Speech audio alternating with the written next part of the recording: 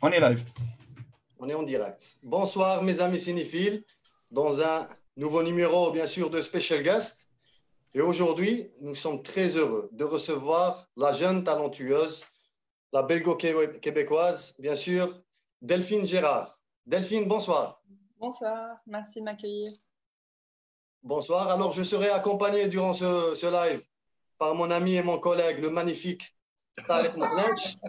Tarek, bonsoir.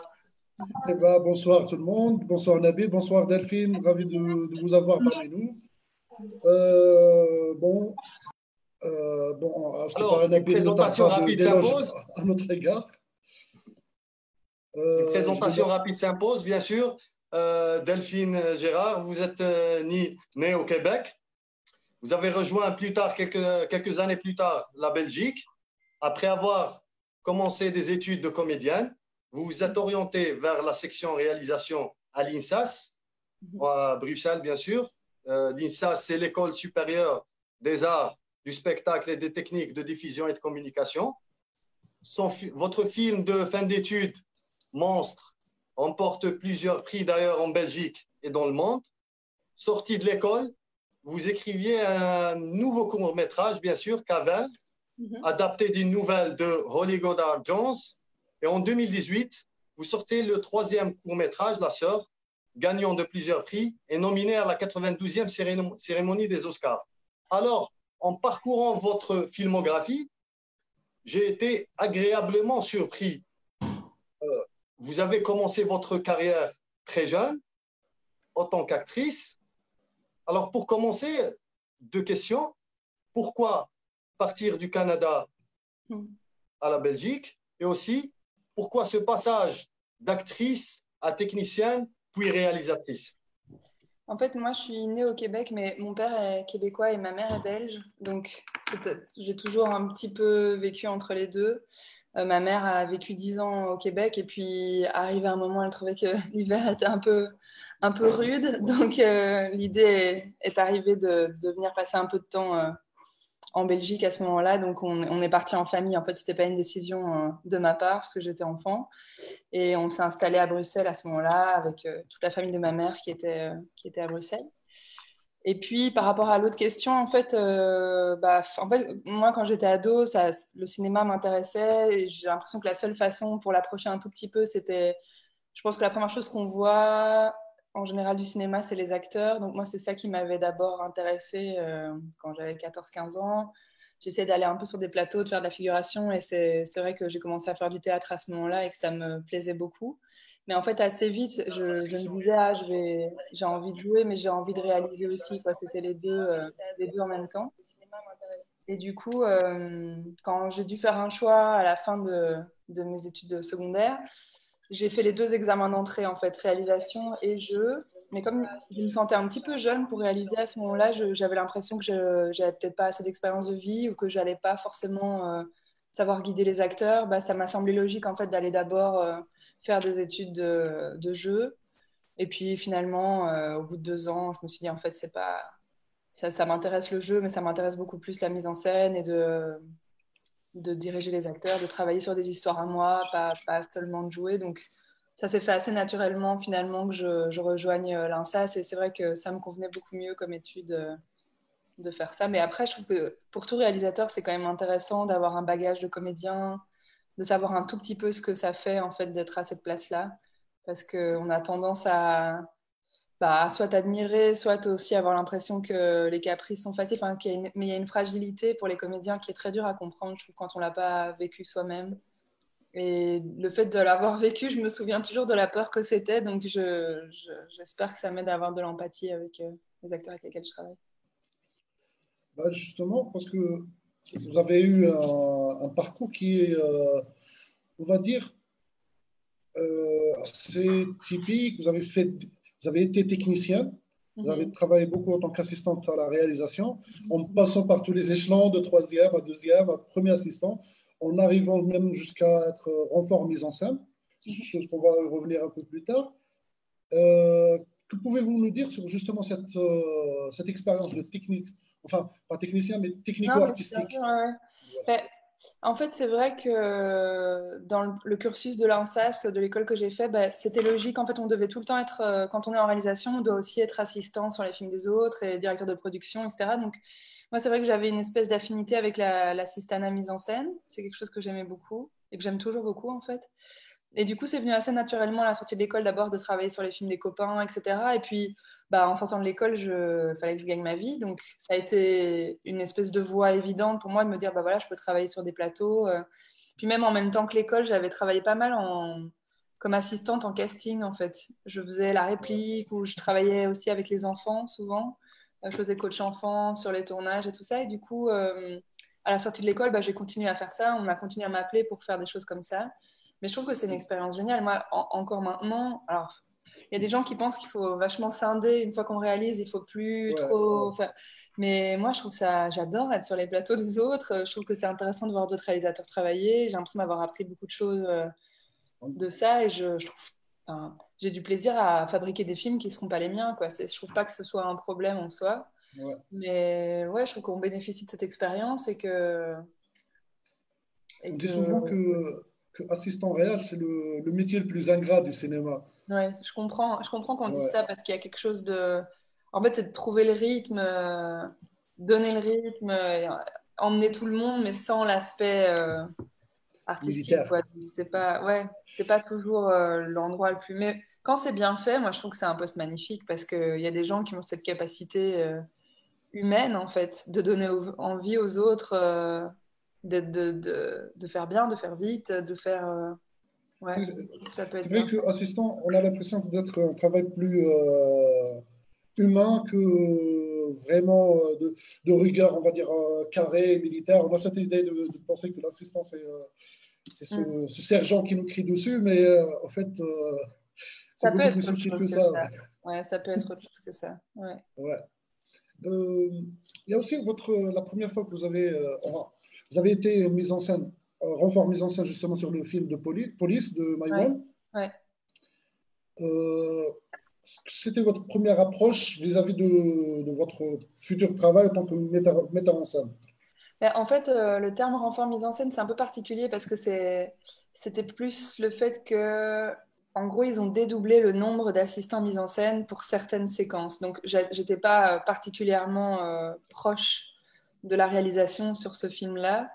C'est plus que comme il y a 12 acteurs principaux, je crois, dans le film, donc quand il y avait des scènes Ouais. avec tout le monde, ils ont dédoublé les troisième assistants, donc c'était plus l'équivalent d'un poste de troisième assistant. Par contre, ce qui est vrai par rapport à ce tournage-là, c'est que moi j'avais vu le premier long métrage de Maïwenn qui m'avait très fort marqué quand j'avais 17 ans, pardonnez-moi, et du coup je voulais être sur ce film parce que ça se tournait à Paris. Moi, j'habite à Bruxelles et je me suis mis en tête que j'allais trouver un moyen d'être sur ce tournage parce que je rêvais de voir Maïwenn bosser. Je trouve que elle a quelque chose avec les acteurs qui m'intéressait beaucoup. Elle fait de l'impro et je savais pas comment elle fonctionnait sur le plateau. J'entendais des choses, mais je.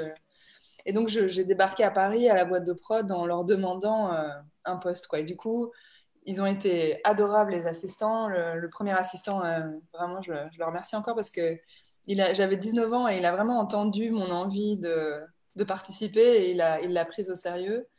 Et du coup, ils m'ont trouvé ce poste de renfort où je venais voilà, quelques jours par-ci par-là quand les acteurs étaient très nombreux. Et c'était génial parce qu'effectivement, j'ai pu voir comment elle travaillait.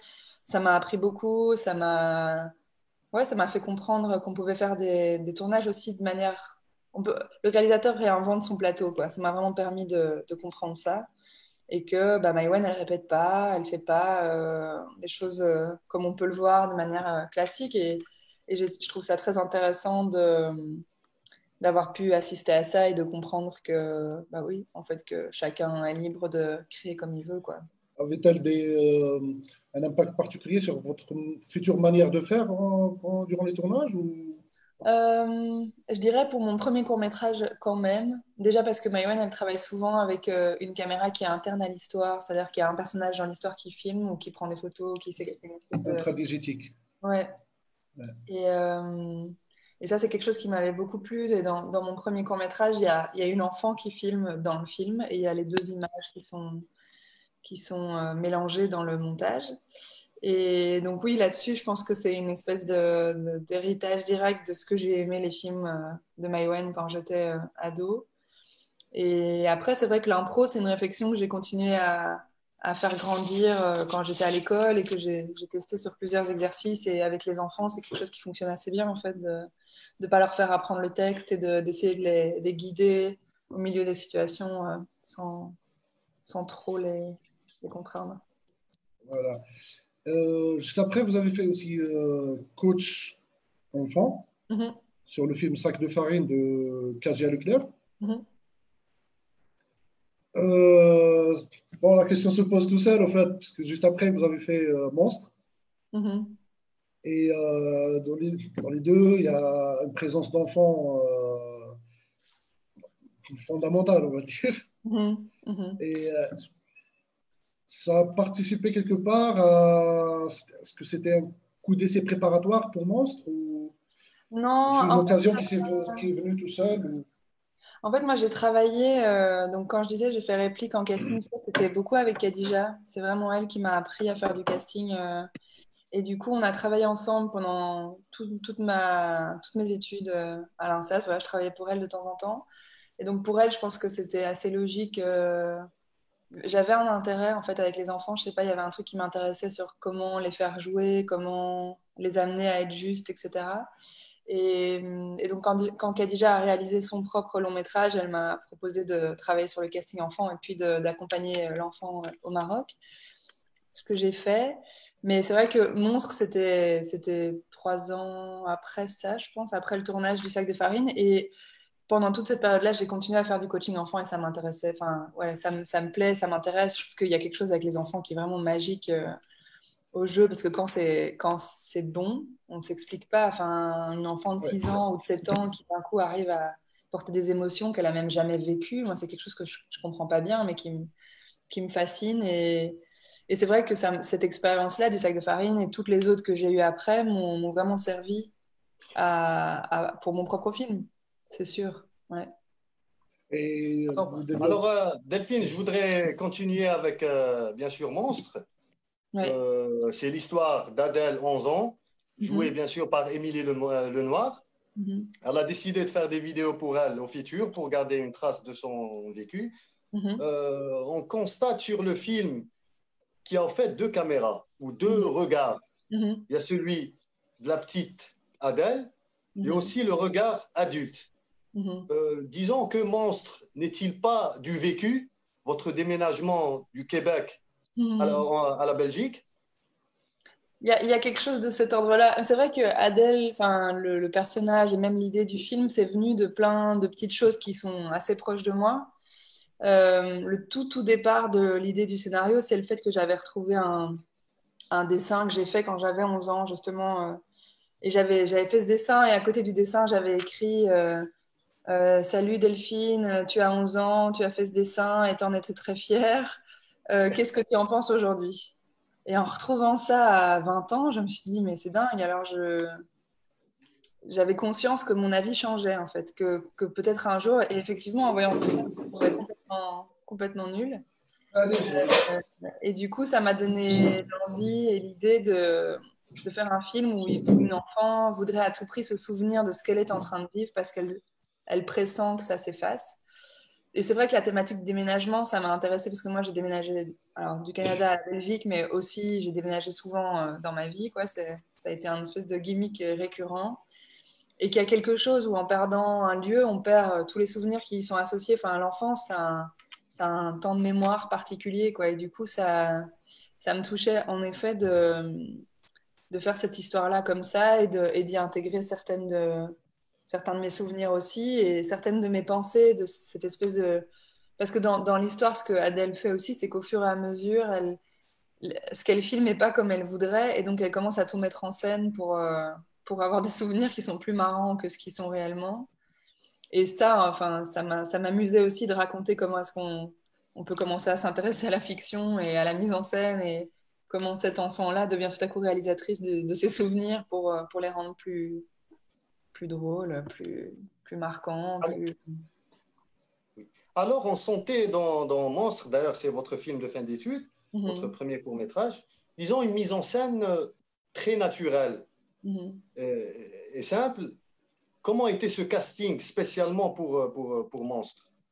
En fait, le casting s'est passé d'une manière assez bizarre. C'est que j'ai commencé à chercher des enfants en Belgique et je voyais plein d'enfants, mais j'avais pas de flash. Et entre-temps, en fait, je devais partir sur le tournage d'une amie qui était à l'Île-Dieu en France. Donc, c'est une petite île au large de Nantes. Je jouais dans son film, dans le long métrage d'une de mes amies qui s'appelle Émilie Varham. Et on était sur le tournage et je parle avec un autre acteur. Je lui avais raconté le court métrage que je préparais et on avait parlé du personnage. Et on est dans une scène de nuit au bord de la mer, enfin un truc vraiment particulier. Et il y avait plein de figurants et des enfants et à un moment donné, lui me dit, mais ton personnage, c'est ce genre d'enfant. Et il me montre une petite fille qui est en train de jouer à côté. Et je la regarde et je me dis, mais oui, c'est elle. Et donc j'ai un espèce de flash complètement. Et donc toute la soirée, on l'a observée, on a regardé tout ce qu'elle faisait. Et en fin de soirée, je suis allée la voir. Je lui ai dit, écoute, je prépare un film, ça m'intéresserait de faire des essais avec toi. Est-ce que tu es d'accord? Si oui, est-ce que je peux aller voir ta mère, discuter avec elle et on voit à partir de là. Donc je suis allée voir sa mère le lendemain. On a fait des essais et en fait, je la trouvais, c'était elle, quoi. Je sais pas comment expliquer. Donc, on a dû organiser son trajet pour qu'elle puisse venir à Bruxelles. Elle n'était jamais partie de l'Île-Dieu, quoi. Donc, c'était fou. Mais je pense que ça a été une expérience vraiment marquante pour elle, pour moi. Et puis, en fonction d'elle, après, on a trouvé les deux garçons qui jouent ses frères. Et, euh, et le plus grand des deux, on l'a trouvé vraiment de dernière minute. Je pense que c'était presque une semaine avant de tourner. Mais les deux étaient assez marquants en casting. Ils étaient tous les deux très Oui, singuliers dans leur approche, dans leur vision du monde. Et comme je dis, moi, avec les enfants, j'ai pas envie de travailler d'une façon qui les contraint trop. Donc, on est parti vraiment de ce que eux étaient. On a essayé le plus possible de les amener dans l'histoire. On essayait de créer des situations qui leur donnent envie, en fait, de jouer. On mettait des jeux, des trucs avec lesquels ils devaient salir. Et alors, ils étaient trop contents de on, foncer dans la boue et de... on sentait qu'ils étaient dans leur milieu, en fait, et qu'ils s'appropriaient le lieu, en fait. Et en même temps, pour les deux garçons, même si c'est pas eux le centre de l'histoire quelque part, mais ils ont une présence énorme, c'est-à-dire Mm. qu'ils Ouais. sont beaucoup parlés, sont beaucoup interagir, mais ils ont une présence J'aime bien que énorme. vous disiez ça. J'aime bien que vous disiez ça parce que je tiens beaucoup à ces deux personnages. Moi, je les aime beaucoup, ces deux petits frères. Ouais. En Alors, parlant j'ai vu récemment justement que de vous votre êtes casting, toujours, j'ai vu récemment que vous êtes toujours en contact avec Émilie Lenoir. C'est vrai. Elle vient d'avoir le bac. C'est dingue. Donc, je suis très fière Alors, d'elle, mais ça me donne un coup de vieux. ça ne nous vous rajeunit avez, pas, en vous tout avez, cas. vous avez bien fait de parler d'histoire. Vous disiez lors d'une interview, je pense, donnée à Arte, il y a une chose, je cite, il y a une chose qui continue à m'habiter et continue à me faire réfléchir, c'est ce mélange entre prévisible et imprévisible.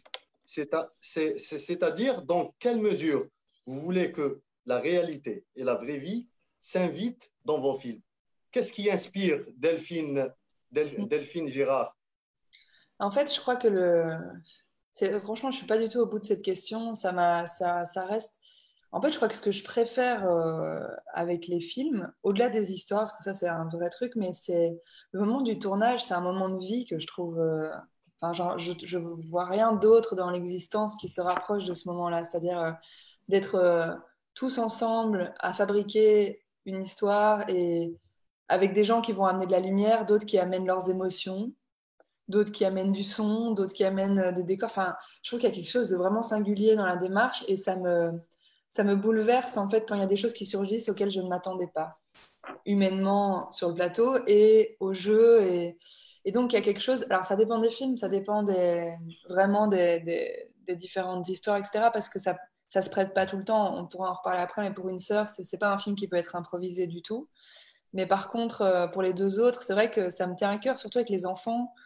C'est pas moi qui vais leur apprendre ce que c'est l'enfance. En fait, ils le savent mieux que moi. Donc, je préfère écouter et voir ce qui surgit, essayer de mettre des conditions les plus propices pour qu'il y ait des choses qui apparaissent. Mais je, je- je- ça m'intéresse de voir la vie, en fait, quelque chose de vivant. Et le vivant, c'est pas prévisible. On pourrait dire que peut-être que votre démarche, elle est beaucoup plus qui s'approche du cinéma réel, du cinéma vérité, en quelque sorte, adapté dans un contexte de fiction. Avec... Ouais. où L'INSA, les c'est une enfants, école l'INSA, c'est une école qui travaille beaucoup sur le documentaire et la fiction. En fait, c'est des cursus qui sont forcément mélangés et qui, dans leurs espoirs, vont s'influencer l'un l'autre. C'est-à-dire, on va pouvoir utiliser des procédés de fiction en documentaire pour créer des formes peut-être plus innovantes, et on va pouvoir utiliser ce qui se passe vraiment, en fait, ce qui a lieu devant nous en fiction, plutôt que d'inventer et de forcer les choses dans ce qu'on avait imaginé parfois. Ouais. justement en écoutant un autre interview que vous avez donné, je pense peut-être à Arte aussi, vous avez développé un petit jeu lors du casting avec les enfants. Mhm. Où vous faites délibérément de les contredire, de les Mhm. perturber un peu pour voir. Ça, c'est un cumul de votre expérience passée avec dans le coaching enfant Ouais. et tout. En fait, c'est un exercice qui, au fur et à mesure des castings enfants, s'est développé. Et en fait, je trouve que c'est extrêmement révélateur. En général, je fais ça comme premier exercice avec tous les enfants que je caste, que ce soit pour moi ou pour d'autres réalisateurs. Parce qu'en fait, je leur demande donc du coup de choisir un jeu dont ils connaissent bien les règles, que ce soit la bataille ou le Uno ou n'importe quoi. Et je les préviens que je vais leur expliquer les règles, mais en disant n'importe quoi, et je veux qu'ils puissent me dire que j'ai tort. Et en fait, ce simple exercice permet de voir tout de suite quels enfants ont compris euh, la convention de jeu, en fait. Parce qu'un enfant, il a l'habitude de ne pas contredire quelqu'un qu'il ne connaît pas, un adulte, c'est un peu effrayant, etc. Et en fait, du coup, il y a des enfants qui ne dépassent pas cette chose-là et qui vont dire, même si je leur dis que la bataille, ça se joue dans une piscine et qu'ils vont pas oser me dire que j'ai tort, alors que je leur ai dit qu'ils avaient le droit, tout ça, tout a été dit avant. Et d'autres qui comprennent très bien, ok, ici, c'est un espace privilégié, c'est un espace de jeu où on a le droit de faire des choses qu'on ne ferait pas dans la vie. Et ça me permet de voir quels enfants ont compris cette limite qu'il y a entre la réalité et le jeu. Parce que ça, quand un enfant l'a pas encore saisi, c'est très très compliqué de l'amener à jouer. Et souvent, c'est un peu douloureux, donc faut pas forcer du tout. Faut pas, quand les enfants n'ont pas du tout ce plaisir, parce qu'on voit des enfants qui ont un plaisir de dingue d'un coup à pouvoir me dire mais tu dis n'importe quoi, et qui vont utiliser au maximum cet espace qui leur est offert d'être libre, de faire des choses qu'ils n'ont pas le droit de faire, de dire des choses qui pensent pas forcément. Et c'est beaucoup plus chouette d'expérience de travailler avec un enfant qui a un plaisir à ça, à jouer, qu'un enfant qui n'a pas envie. Ça marche pas. Tout à fait. Toujours sur le film Monstre. Mm. Euh, un titre pareil, on est tenté d'essayer de trouver où est le monstre, en fait, dans le film. Dans un premier temps, on est tenté de dire que dans son envie d'embellir un peu son souvenir et le fait qu'elle martyrise ses enfants, c'est peut-être Adèle le monstre. Mais pour ma part, je vois qu'il y a monstre dans ce film, c'est écrit au pluriel, en fait. Il y a Mm. plusieurs monstres dans le Mm. film. Entre Mm. le monstre fantasmé qui est dans le placard, entre cette espèce de basculement que toute la famille vit. Mm. Et que certains, par exemple, les parents, dans la séquence où ils brûlent des livres et des trucs, Mm. où ça a un aspect de cérémonie rituelle. Mm. Et qu'on voit, vous avez terminé avec un gros plan sur le visage d'Adèle, Mm. où on voit toutes ses craintes. Et Mm. c'est le monstre en réalité, le grand monstre qui chapeaute tout le monde, qui met de l'ombre sur tous les autres monstres, c'est en fait ce passage vers une autre étape, vers une autre Ouais. vie, Ouais, j'aime et toutes bien les craintes qui vont avec. ouais. Je pense que c'est un titre qui est pas facile à décrypter. Pour moi, c'était cette espèce de symbolique de tout ce qui peuple l'enfance et qui effraie et tous ces moments de bascule où justement on sent, pour moi, le personnage d'Adèle, elle sent vraiment là, qu'elle est en train de perdre l'enfance, en fait, que ça lui échappe. Et c'est des états qu'on retrouve plus. Et c'est des états dans lesquels les monstres existaient. Et en même temps, en effet, il y a quelque chose de Adèle elle-même, en fait, qui devient un peu tyrannique autour d'elle, avec Oui. son frère, avec ses amis, et donc il y a Elle quelque donne le chose temps, ouais, elle donne le temps dès le premier plan en fait avec son ami. ouais. On a le temps ça donne le là sur ce qu'il va y avoir. En Ouais. même temps, il y a peut-être un autre monstre qui est un peu plus subtil. C'est-à-dire que Adèle, est-ce que ce n'est pas aussi une métaphore du réalisateur, de Mhm. l'artiste de manière générale, qui voudrait en quelque sorte arranger ce qu'il n'a pas pu arranger dans la vie avec une caméra ou un pinceau ou une musique. Bah, moi, ça m'amusait beaucoup pendant le tournage de me dire, ouais, c'est la naissance d'une réalisatrice qui veut forcer tout le monde à jouer la réalité comme elle aimerait que ce soit, quoi. Mais après, c'est un petit clin d'œil un peu. C'est vrai qu'il y a quelque chose de cet ordre-là, mais c'est quand on commence à avoir conscience de l'impression qu'on donne ou de ce qu'on va garder comme souvenir, ça peut pousser à être, à pas agir correctement au nom de l'image. Et moi, ça, c'est quelque chose qui me travaille de certains plateaux que j'ai vus ou de choses que je n'ai pas appréciées. Ouais.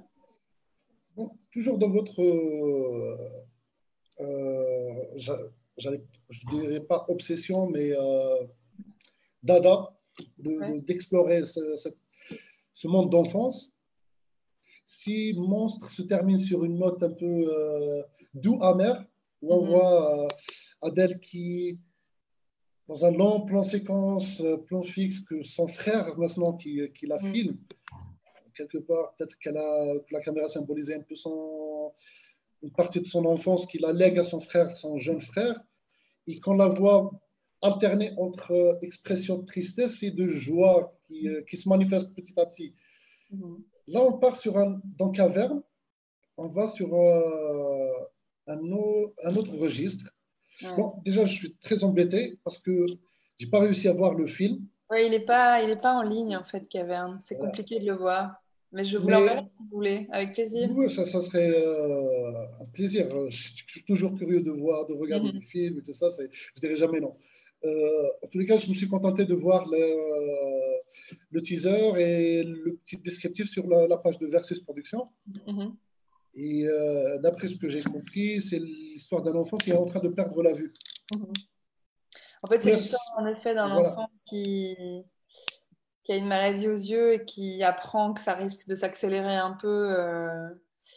Et en fait, le film s'intéresse à 2 jours de sa vie en fait et surtout à ce que son père décide qu'il faut qu'il ait vu au moins une fois dans sa vie, au cas où il perdrait la vue. En gros, c'est un peu plus dark que Monstre, mais en effet, je pense que la fin, la fin nous amenait sur la fin de Monstre, c'est parti sur quelque chose d'un peu plus darkos. Mais oui, mais cette histoire-là, elle est inspirée d'un. En fait, c'est aussi une fin d'enfance. Hein. Honnêtement, c'est la même thématique de fond. Moi, j'ai lu la nouvelle de Holly Goddard Jones et ça m'a bouleversée. Enfin, plusieurs de ces nouvelles d'ailleurs, mais celle-là en particulier. Et ce qui me touchait, c'était effectivement, je trouvais qu'il y avait une possibilité en termes de mise en scène. Déjà, perdre la vue, ça amène toute une série de choses visuellement que je trouvais très riches pour le cinéma. Et puis, il y avait un parallèle possible à faire entre l'idée de perdre la vue et l'idée de perdre son enfance, en fait, c'est-à-dire de basculer dans un autre âge. Et moi, ça m'intéressait de créer un personnage qui était plus inquiet de perdre son enfance que de perdre la vue. La vue. Et à côté de ça, ben voilà, il y a son père dans l'histoire qui, lui, avec ses considérations d'adulte, a une idée en tête de ce que son fils devrait avoir vu, de ce qui est important d'avoir vu. De voir, disons. Et donc, ça se confronte. Ça se confronte parce que lui, il est encore dans l'enfance, il essaie de s'y raccrocher et son père, il veut lui faire voir des choses qui ne sont pas de son âge, quoi, en gros. Justement, parce que là, en vous entendant me parler du film, il y a un autre documentaire qui me semble intéressant, qui me vient à l'esprit, ça s'appelle Not on Blindness. C'est l'histoire d'un théologien qui perd pendant des années, qui perd la vue et qui décide qui a la vue qui se détériore, qui à la fin, il va devenir complètement aveugle, et qui décide d'enregistrer cette expérience dans des cassettes.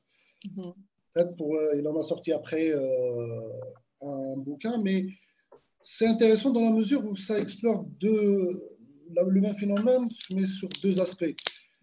C'est très intéressant de voir. Là, le gars dans le documentaire, c'est un adulte, c'est un élève, un intellectuel, c'est un professeur de théologie, tout ça. Le gars a un recul énorme sur la vie, sur ce qu'un enfant n'a pas forcément, et que ses repères on va dire, de priorité sont déplacés par rapport à un adulte.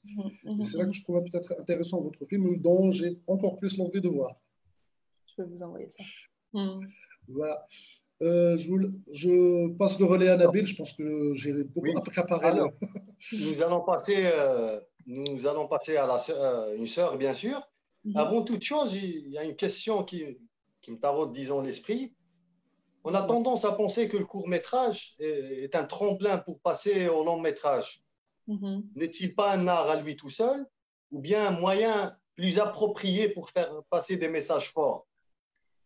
Moi, je pense qu'en effet, il y a quelque chose dans la manière dont l'industrie est fabriquée qui fait que les courts-métrages sont souvent vus uniquement comme un tremplin vers un long.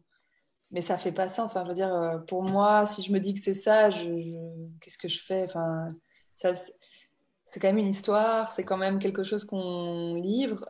Donc, je pense qu'il y a deux niveaux. Il y a il y a une considération de marché qui fait que ben voilà, les courts-métrages en dehors des festivals et de quelques télés, il y a pas une vie énorme, ça rapporte pas énormément d'argent. C'est pour ça que c'est mal considéré.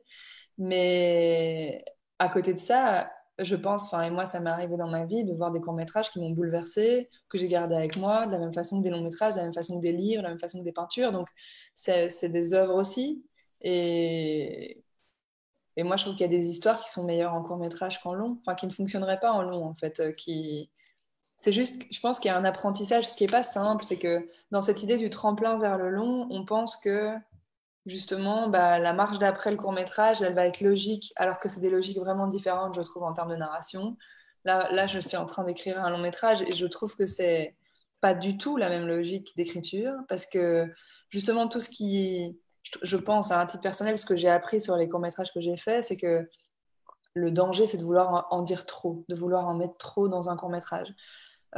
Plus on se rapproche, je trouve, ça m'appartient complètement à ce que je dis, mais d'une temporalité réduite enfin, Caverne par exemple, moi voilà, je renie aucun de mes films, je les aime tous beaucoup et c'est une histoire que j'avais envie vraiment de raconter, mais je peux voir dans le film le défaut que j'ai eu d'avoir envie de raconter trop de choses et il y a beaucoup de personnages et j'ajoute des infos parce que j'ai envie que ce soit subtil, etc.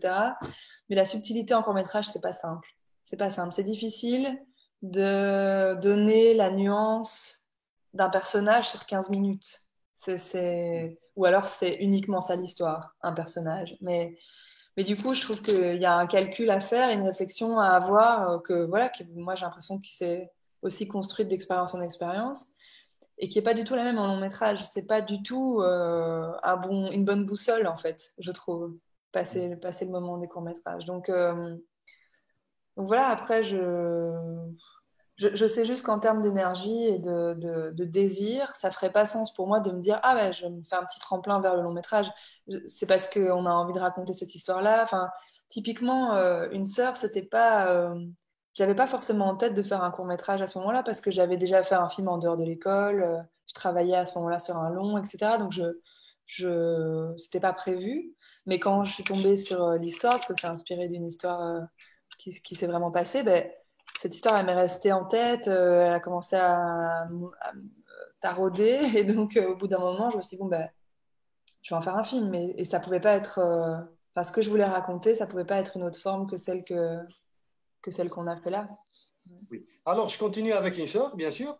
Vous disiez que c'est un scénario inspiré d'une histoire vraie. Je pense un appel téléphonique de secours aux États-Unis. Alors, pour nos amis cinéphiles qui n'ont pas eu la chance que j'ai eue avec Tariq de voir le court-métrage, c'est une nuit, une voiture, une femme est en danger et pour s'en sortir, elle doit passer le coup de téléphone de sa vie. Donc, en regardant le film, disons que j'ai passé 16 minutes de stress et de suspense. Je suis désolée.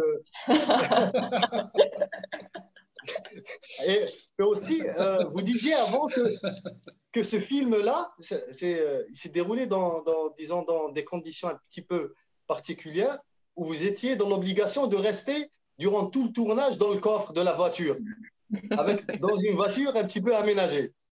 Oui, en fait, c'est ça c'est souvent ça le jeu. Enfin, en tournage, il y a toujours soit les voitures travelling, soit on est tous en voiture embarquée. Et là, on avait fait le choix d'être en voiture embarquée. Donc, il n'y avait pas énormément de choix. On avait quand même réussi à choisir un modèle de voiture assez grand.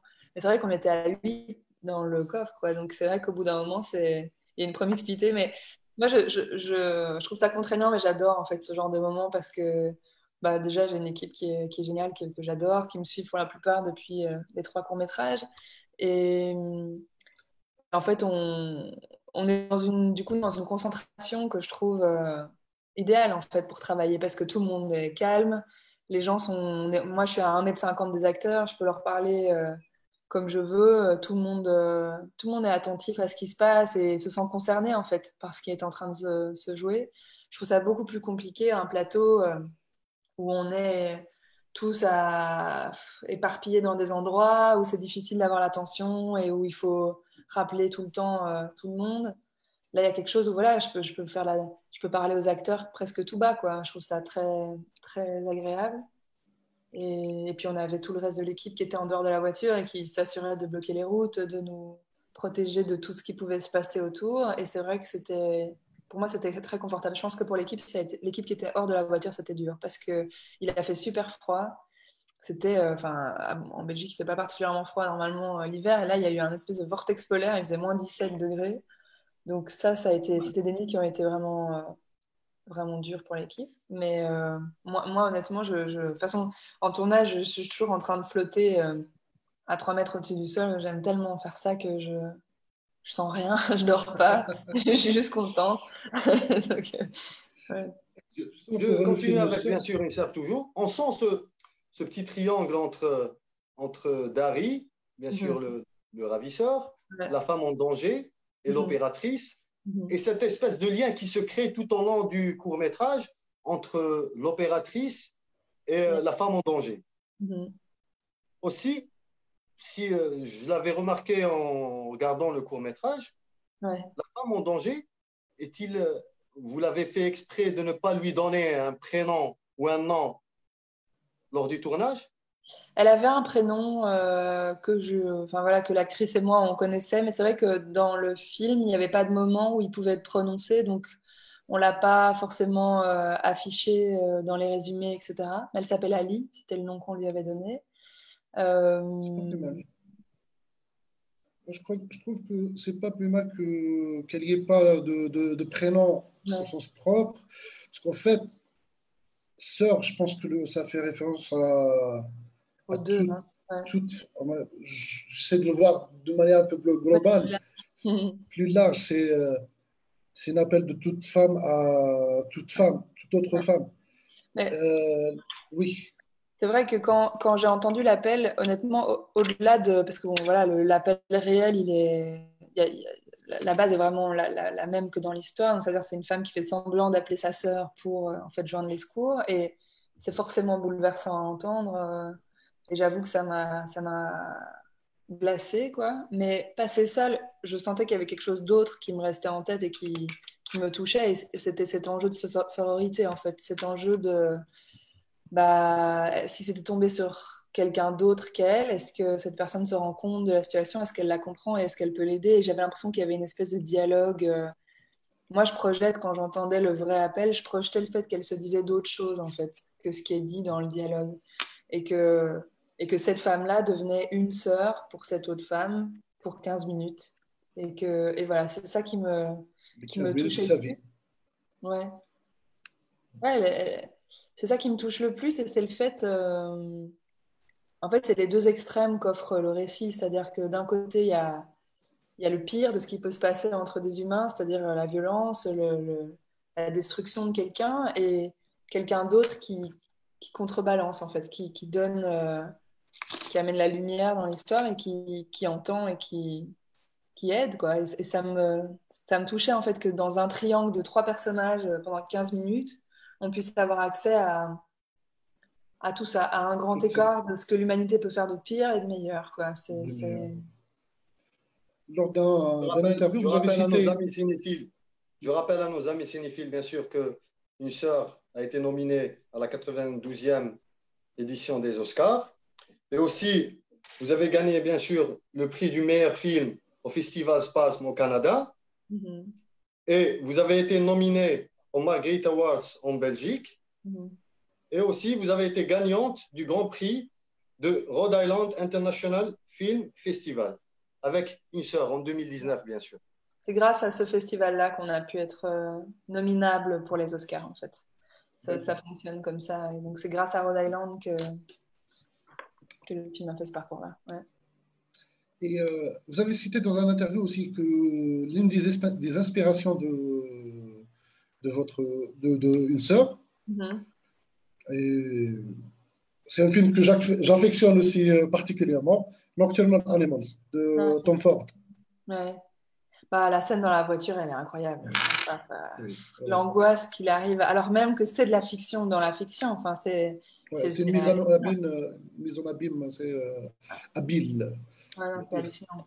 Mais c'est aussi, j'aimais beaucoup ces routes qui sont complètement noires, en fait, où on a le sentiment qu'il n'y a rien qui peut venir aider, quoi. Et ça, c'était un sentiment que j'avais envie, parce que j'ai toujours ce sentiment en voiture la nuit, quand on est sur des routes où il n'y a pas de lumière. J'ai toujours cette sensation de plus savoir où moi je m'arrête et où le reste du monde commence. Comme ça, j'ai une impression comme ça de devenir l'obscurité. C'est très bizarre. Et De j'avais rouler, j'avais envie d'arriver à rendre de ça dans le film, dans Une et de sœur.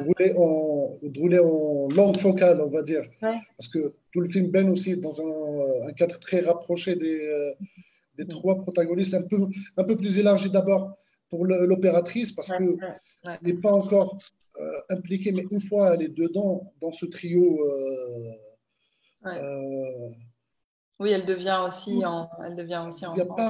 Ouais. une part de cette équation un peu humaine, où tous les cadres se resserrent sur les personnages, on voit très peu d'horizons, que ce soit pour l'issue de la route, ou Mhm. pour le film de manière générale, que ce soit sur le plan esthétique ou narratif du film, en fait. Mhm, mhm. Mais il y Voilà, avait aussi ce truc, j'avais cette espèce d'obsession, parce que la jeune femme dans la voiture, on voit très peu son visage, elle est filmée beaucoup de profil, trois quarts face, dos, c'est pour ça que je disais que le nom, c'est pour ouais. ça que je disais qu'il n'y ait pas de nom, Ouais. c'était assez pertinent. Mhm.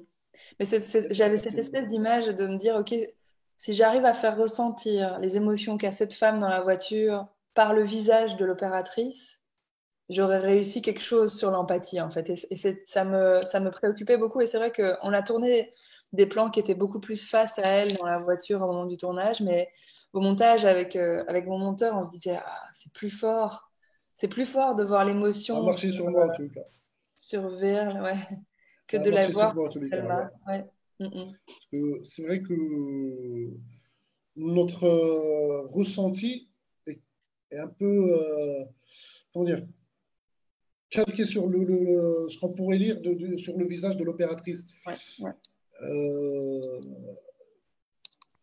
on sent son inquiétude, Mm, mm, en ouais. fait, pour vous dire, en tous les cas, le film a été très percutant Ah, merci. et sans pour autant, une chose que j'ai appréciée aussi, sans pour autant essayer comment dire, de faire du tir-larme. Voilà, ouais, non, mais ça, c'était dès le début, j'ai dit, ah, Pas de on fait pas pathos. ça avec, Voilà. avec ce genre d'histoire. Non. Non, mais ça, Que, c'est vraiment un des trucs que je voulais pas parce que c'est. Déjà, je trouve ça vulgaire, en fait. Je sais pas, je pensais aux personnes qui traversent vraiment des situations comme ça, etc. Et et justement, il y avait, durant le film, où quand elle lui a posé, l'opératrice posait la question sur est-ce qu'elle a subi des violences et tout ça, où la fille, on voit un peu ses réminiscences qu'elle a subi effectivement de la violence, mais elle dit que non. Elle dit que quelque part, et ça suit un peu la logique du film, du refus de tir-arme, c'est de garder cette dignité, parce que cette personne veut tout de même garder cette dignité. Et mais je trouve que pour le film, ça retranscrit très bien cet état de fait. mais c'est drôle parce que c'était écrit comme ça, mais en rencontrant Selma qui joue, enfin, qui est l'actrice qui est dans la voiture, Selma Alaoui, elle a justement, elle avait cette espèce de capacité. Elle s'apitoie jamais sur elle-même. Alors c'est ce qui ressortait quand elle jouait ce personnage à chaque fois, c'est-à-dire une forme de dignité qui vient nous rappeler à l'ordre sur le fait que elle n'est pas juste devenue une victime de quelque chose. En fait, c'est une personne et qu'elle est aussi en colère que nous de ce qui lui arrive. En fait, et ça me touchait cette espèce de rage en fait qu'elle dégage, enfin que moi je vois en elle. Je pense que dans le film c'est pas tant ça qu'on En perçoit, quelque mais sorte, ouais. on peut Mais dire qu'elle se ça sauve. vient beaucoup d'elle. Ça m'a beaucoup inspiré en fait Ouais. aussi son énergie. Ouais. Et on voit aussi que, au fait, justement, elle n'est pas dans ce rôle de victime, Mhm. au sens, on va dire, passif du terme, c'est-à-dire qu'elle se sauve elle-même, en fait. Ouais, Dans complètement. le film, c'est elle qui se sauve elle-même. Ouais, Et voilà, ouais. c'est des subtilités dans le film que j'ai beaucoup appréciées, en fait. Ah, bah, merci beaucoup. Je vous en félicite. Merci. Ça me fait plaisir. Alors, Nabil, oui, on continue bien sûr avec les projets en bien sûr. cours, disons, de Delphine Gérard. Alors, je ne sais pas Euh, si c'est à jour ce que vous avez pu trouver, parce qu'il y a eu des petits changements de programme. alors, j'ai lu, entre guillemets, chez Versus Productions, Ouais. que vous êtes en train de préparer un long métrage, Mado. Ouais, alors Et Mado, aussi, ouais, il est là, mais il est un peu au frigo pour l'instant. C'est un projet que j'ai mis un tout petit peu de côté ces mois-ci. Je travaille sur un autre projet là pour l'instant. Mais oui, c'est un c'était projet. pas après moi le déluge? Alors, Après moi le déluge, c'est un projet de série que j'ai, donc une idée qu'on a eue avec Verle, donc, qui joue l'opératrice dans Une sœur. On a eu une idée de série ensemble et on a commencé à développer cette idée. Donc là, on est en attente d'une coproduction avec la France, mais c'est vrai que ça, j'ai très très hâte de reprendre parce que l'idée m'amuse beaucoup. Et après, j'ai un autre projet de long métrage sur lequel je travaille davantage pour l'instant. Mais celui-là, j'en parle pas trop parce que c'est très très tôt. Enfin, mon producteur va lire la première version ce week-end, donc je vais pas raconter avant qu'il ait lu. Très Mais, bien. mais... On va, on va, Très bien. on va Je voudrais limiter juste notre rebondir, indiscrétion. je voudrais juste rebondir sur un truc. Et j'ai constaté disons, cette magie sur Monstre et bien sûr Une sœur, cette magie entre l'écriture et la réalisation. Si vous pouvez bien sûr partager votre expérience d'écriture et de réalisation, que conseillez-vous aux nouveaux cinéastes et jeunes cinéphiles? Je pense que ce que je peux conseiller, je pense, c'est que d'expérience, si je repense surtout à Monstre ou aux premières expériences que j'ai eues dans le court-métrage, si ça fait pas peur, c'est que c'est pas un bon sujet. C'est-à-dire si ça vous fait pas peur d'aller là, si ça vous met pas un tout petit, enfin il y a quelque chose de l'honnêteté nécessaire pour offrir quelque chose au monde, je pense, mais qui met un petit peu en danger en général. Enfin moi en général j'appelle ça le sujet secret, c'est-à-dire que dans tous mes films je sais qu'il y a toujours quelque chose qui me touche personnellement. J'ai pas besoin d'en parler, c'est pas, je fais pas ma psychanalyse, c'est pas le sujet du. Mais par contre, à titre personnel, je dois savoir c'est quoi l'image qui m'obsède que j'ai envie de voir, c'est quoi la motivation derrière l'histoire.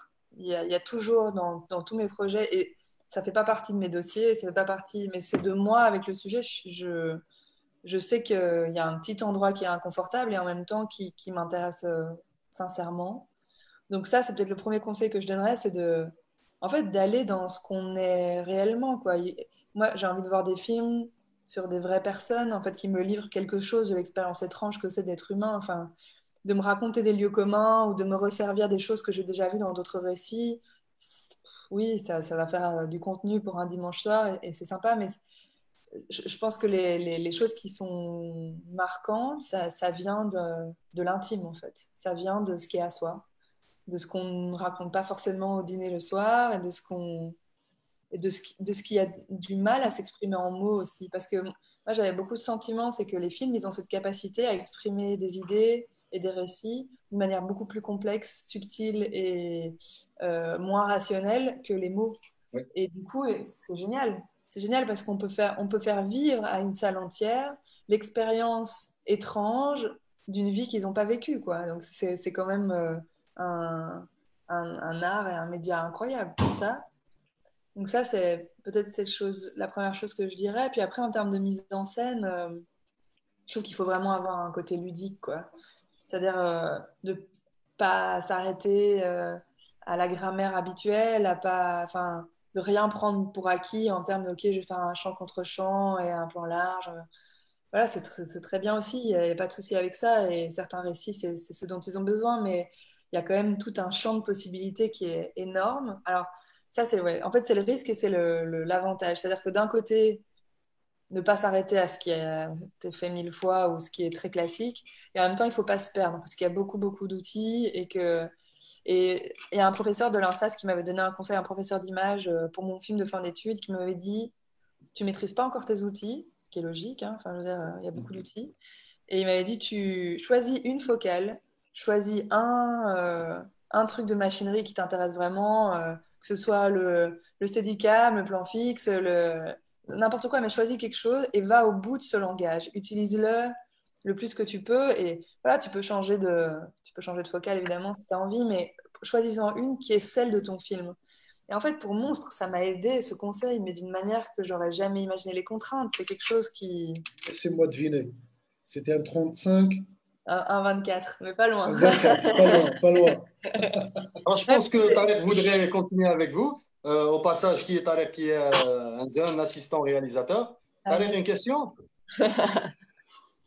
Oh, on continue carrément, pas forcément pour du fait que je suis assistant réel, mais bon. J'allais poser une question sur un peu sur les références cinématographiques que vous avez. Les films qui vous touchent le plus, pas forcément des films en particulier, mais un genre de film, Ouais. un courant théorique. Bah moi, j'ai été adolescente, j'ai été absolument marquée par les Danois et par le Dom 95 et toute cette Spielberg, ligne-là. Ouais. Van Trier. Von Trier, ouais, mais c'est les contraintes qui se mettaient, ça me fascinait complètement. Après, je dois dire Festen, enfin, je pense qu'il est dans mon top 10 pour toujours, ce film, voilà, c'est le chef-d'œuvre, quoi. C'est Après, drôle, le Dog en 95, c'est drôle parce que ils sont en train de poser des contraintes, mais ce sont les premiers qui osent les casser, au fait. c'est ça qui est Tu vois, génial. En fait, ils s'en foutent, c'est juste qu'ils veulent faire des films et ils cherchent des moyens d'avoir des voilà, idées à un moment créatives. donné, il se dit, allez, allez, Ouais. arrête. Non, mais je trouve que c'est très ludique. En fait, c'est ça qui est bien, c'est qu'ils s'amusent de leurs contraintes. Tant qu'elles leur servent à être créatifs, bah, parfait. Puis quand elles leur servent plus, ils passent à autre chose et c'est pas très grave, quoi. Et de fait de votre bon, enfin, dire, double culture belge et québécoise, Ouais. vous êtes au fait du cinéma, on va dire, canadien ou québécois, Ouais. si distinguo entre canadien et québécois existe, je Oui, sais pas. ça existe. C'est comme en Belgique, Voilà. hein, le cinéma francophone ou flamand, c'est vraiment deux milieux différents. Au Québec aussi, je connais plus le cinéma québécois que le cinéma. En fait, je pense que le cinéma canadien, c'est principalement les États-Unis qui viennent tourner en fait À Vancouver, généralement. Ouais, parce qu'après, il y a beaucoup de réalisateurs canadiens qui partent aussi aux États-Unis parce que voilà, il y a d'autres possibilités de genre de films. Mais le cinéma québécois, bah, je suis le plus possible. Ouais, je trouve qu'il y a des très bons réalisateurs et c'est intéressant. Et de la même façon que je m'intéresse au cinéma belge, en fait, c'est des économies de résistance, donc je trouve ça intéressant. C'est des petites exceptions culturelles à côté d'énormes industries comme Hollywood et comme la France. Donc, c'est... Justement, justement, on a toujours tendance à voir que le cinéma québécois Ouais. a un peu peut en tirer le bon des deux mondes, en fait. Genre du cinéma, on va dire, plus posé, Américain. plus réfléchi européen, Ouais. et le cinéma tendance plus populaire, plus spectaculaire, on va dire, Ouais. euh, américaine. Quand je dis spectaculaire, c'est pas au sens péjoratif, Non, parce mais je que comprends très bien ce que vous voilà. voulez dire. Ouais. Ouais. Et un des exemples, c'est par exemple un des réalisateurs que je préfère ces dernières années, c'est Denis Villeneuve, que je Ouais. trouve Ah, mais lui, qu'il arrive non, mais lui, c'est le vieux, là. Enfin, voilà. pour moi, il est enfin, là, dans les réalisateurs de ces dernières années, enfin, je veux dire que ce soit Arrivals, Prisoners ou Incendie, c'est des films parfaits, en fait. Franchement, Je l'ai découvert avec Incendie, j'ai reçu, je me souviens, la claque de ma vie, j'ai la joue qui rouge encore depuis le film. Non, non, Et depuis, pour c'est. moi, c'est le plus grand réalisateur. Enfin, il y a Alfonso Cuarón aussi qui est pas loin Oui, dans mon oui, oui. palmarès, mais c'est vrai que ces deux-là, c'est genre, je ne Mais, sais même pas mais par c'est où commencer, quoi. c'est drôle de voir que juste avant aussi, le dernier, celui avant Villeneuve, qui réussissait à allier, on va dire, cinéma populaire et un peu d'auteur, Ouais. c'était Cronenberg aussi, qui était canadien aussi. Ouais, c'est vrai. Non, mais c'est vrai, Et c'est des réalisateurs qui ont fait leurs armes sur du cinéma d'auteur pur. Enfin, les premiers films de Villeneuve, il y a son film en noir et blanc, je sais plus comment il s'appelle, mais qui est magnifique sur Polytechnique, la... Ouais, Polytechnique, c'est Polytechnique, magnifique. Maelstrom. Ouais. Voilà. Non, Alors, mais Tarek, moi, j'ai une admiration infinie pour Villeneuve. Infinie. Euh, on est alors, deux, alors. Ouais, voilà. Alors, Delphine, Oui, j'aimerais trop être assistante mise en scène, par exemple, quand il veut.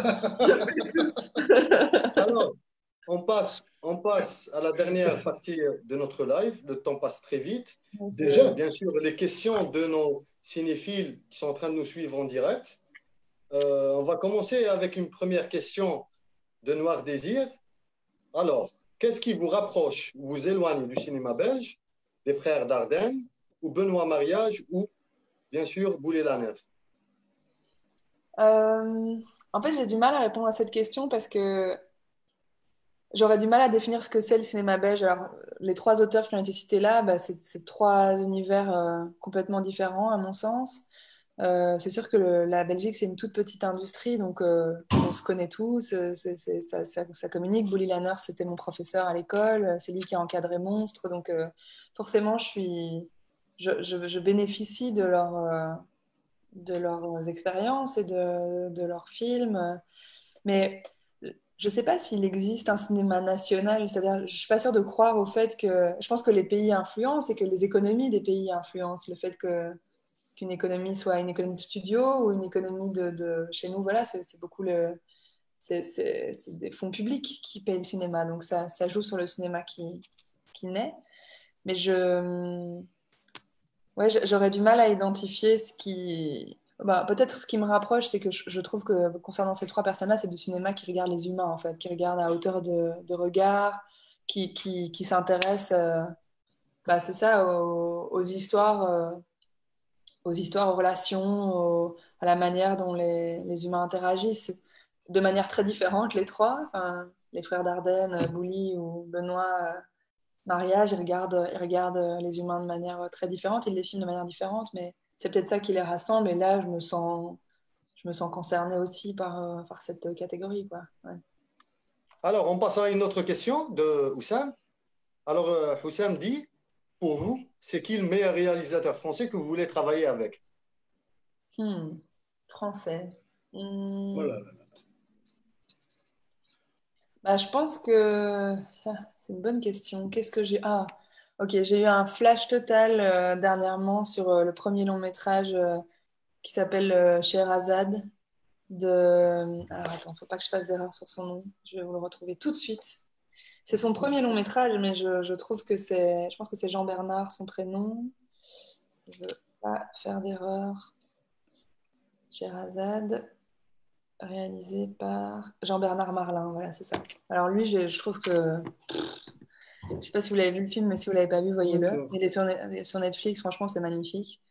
Donc lui, il m'a vraiment marqué dernièrement. Après, je pense que Maïwenn, elle a une démarche qui m'intéresse. J'attends de voir son nouveau film, là, je suis Le curieuse. prochain film. J'ai un petit peu moins suivi sur Mon Roi, etc. Mais je suis quand même toujours emballée à l'idée de voir un de ses films. Après, Votre c'est dernier coup de marrant. cœur ciné. Mon dernier coup de cœur ciné. Ouais. Je suis pas sûre que c'était un film en salle. Qu'est-ce que j'ai vu dernièrement qui m'a vraiment marqué? Alors, j'ai vu un film qui m'a énormément marqué, mais qui était sorti déjà depuis un petit moment, qui s'appelle Florida Project, que j'ai trouvé magnifique. C'est un film américain sur une enfant et sa mère qui vivent dans des motels aux abords du parc en Floride, du parc Disney. Mais franchement, pour moi, c'est un bijou, quoi. Ce film est sublimissime. Et bon, ça rejoint des thématiques qui m'intéressaient sur l'enfance et c'est un film qui est vraiment à hauteur de cette petite fille qui est incroyable au jeu, incroyable. Donc ça m'a beaucoup, beaucoup touchée. J'ai vu 1917 au cinéma, ça, il y a quelques mois, ça m'avait Ouais, plu ouais, aussi. ouais, ouais. Je trouve ça très beau. Ça Mendes. Ça. Ah ouais, et en fait, ce que j'ai trouvé très fort dans ce film-là, c'est que c'est pas un film de guerre, en fait, je trouve.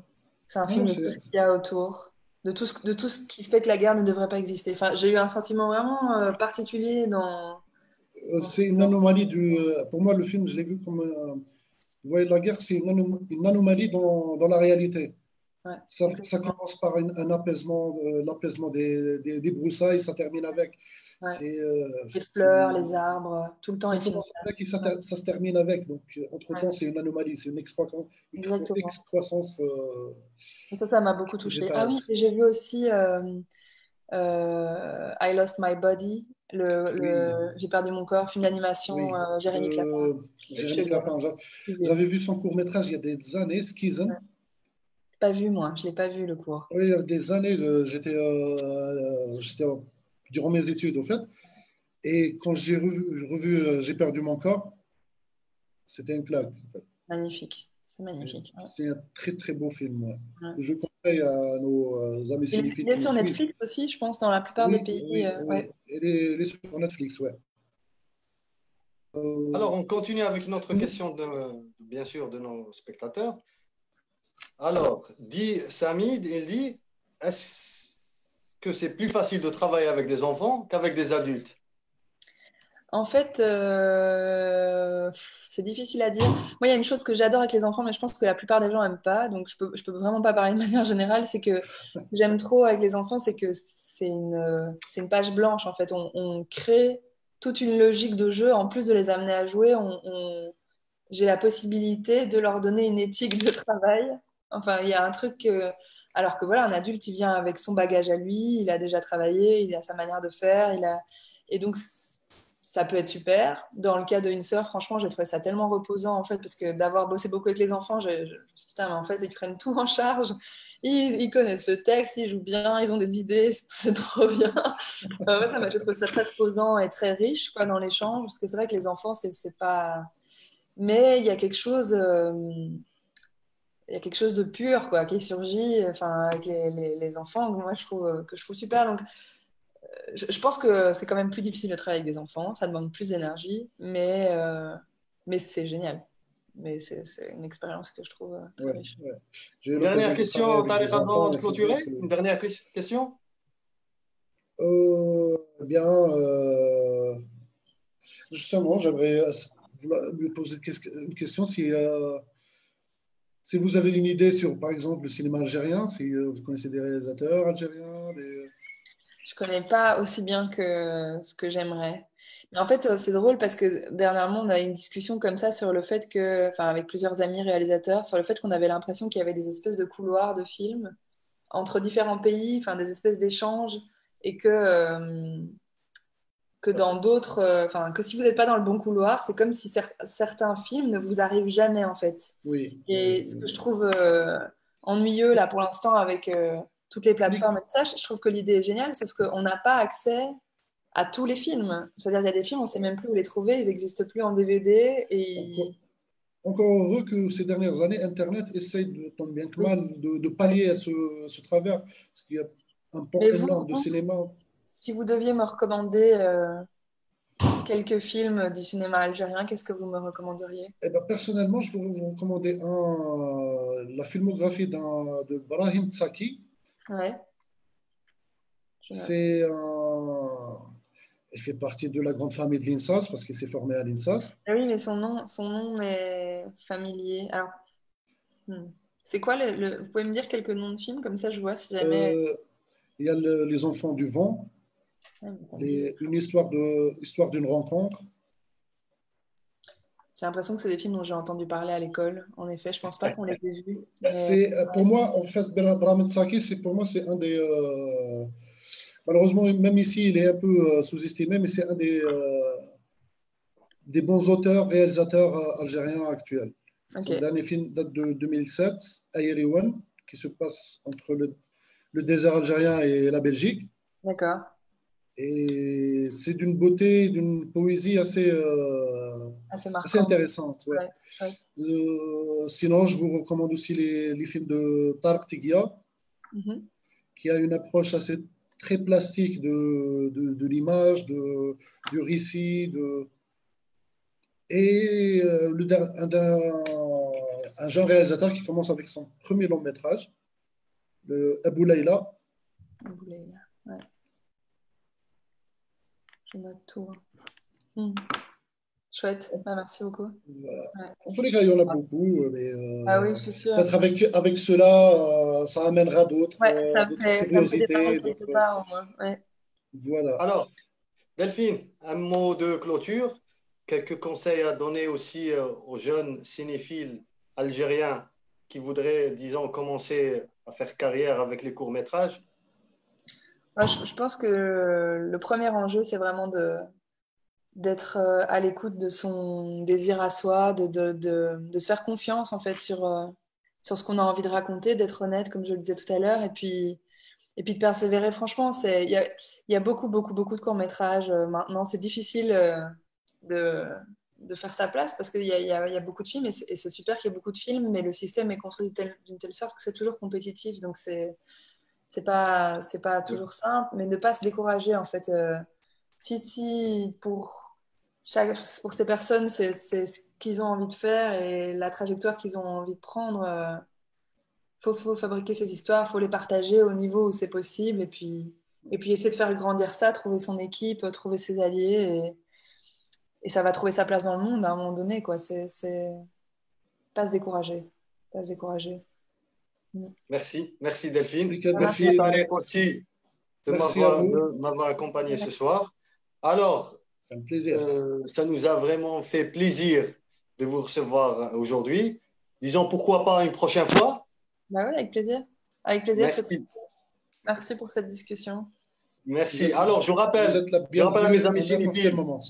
Je rappelle à nos amis cinéphiles que ce mardi-là, le 7 juillet, nous avons rendez-vous à 19 h avec le réalisateur tunisien Ilyes Bakar, le réalisateur de Tunis by Night. Et mercredi, nous avons rendez-vous avec le réalisateur émirati Amer Selmin El Merri à 18 h. Et vendredi prochain, avec le grand Yasmina Khadra à partir de 21 h, heure algérienne. D'ici là, je vous dis à très bientôt et stay tuned, watch, discuss and share sur Cinephilia Society. Bonsoir et tout le monde. Au revoir.